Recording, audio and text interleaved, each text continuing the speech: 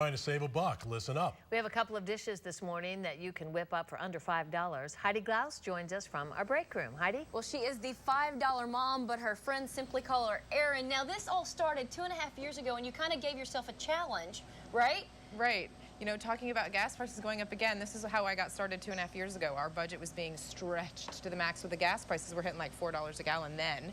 So we needed to cut back, and we started at the grocery store. So we, just starting implementing different strategies, being more intentional with meal planning and sales shopping and using some coupons and, decided to make $5, dinners. So, and that's how we got started. And you're saying it's easier than we think. It's way easier than you think. I think half the battle is just paying attention. I think people are more mindful of that now, as the economy continues to kind of drag on. People are starting to pay more attention, and I get way less criticism now than I did back when I first started. You really can't do that. Well, if you can, it's really possible. All right, so what are we making here? A little parfait? We are going to do one of my most favorite parfaits. It's a little bit of yogurt, raspberries.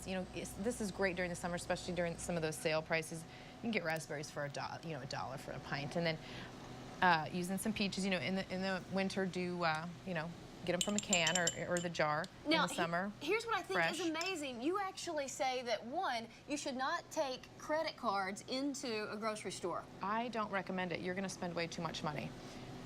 It's painful having to use cash, but it keeps you on budget. So if you really need to be, real careful with what you're doing and what you're spending at the grocery store, you've got to use cash. All right, I'm getting a wrap, but I've got both of these recipes online, plus some of Erin's other tips, because you've got great tips. You say plan for your leftovers so you can actually make more meals later. So lots of tips on KSDK.com, and this is her book right here, The $5 Mom. Breakfast and lunch. By the way, this parfait you could probably do for 4 people at like $2. That's saving you money. Thanks, Heidi. Our timer now.